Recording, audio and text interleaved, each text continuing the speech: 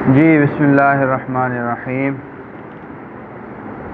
فائدہ: امر میں نون جمع مؤنث باقی رہتا ہے اور نون اعرابی گرا دیا جاتا ہے۔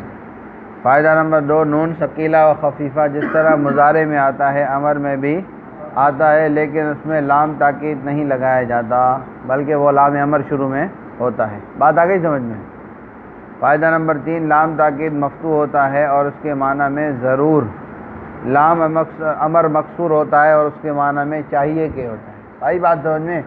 تو لہذا اس میں ضرور ایک تاکید کا اور ایک نون کا، ٹھیک ہے، اور یہاں پر کیا ہے؟ چاہیے کہ ضرور، لام زیر لی، لام امر کا معنی ہوتا ہے چاہیے کہ، اور آخر میں جب ثقیلہ لگ جائے تو ترجمہ کیا ہوگا؟ چاہیے کہ ضرور۔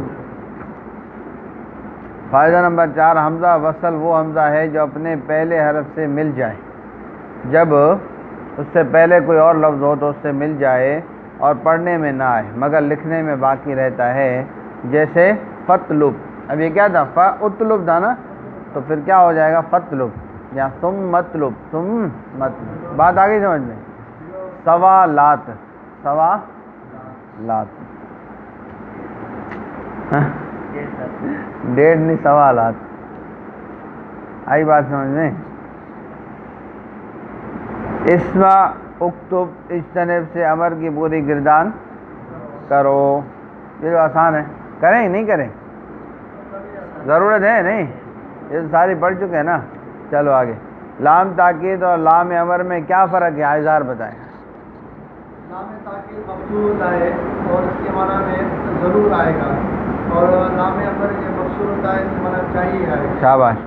امر حاضر معروف بنانے کا قاعدہ بیان کرو جو آپ یاد کر چکے ہیں۔ بہرحال حمزہ وصل کسے کہتے ہیں؟ بیان کرو جی۔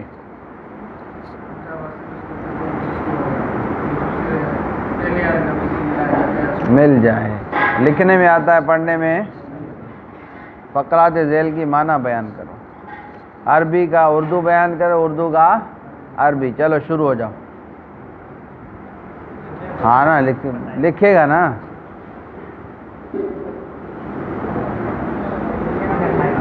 نہیں جیسے پہلے ابھی لکھا نا تھوڑی دیر پہلے، ویسے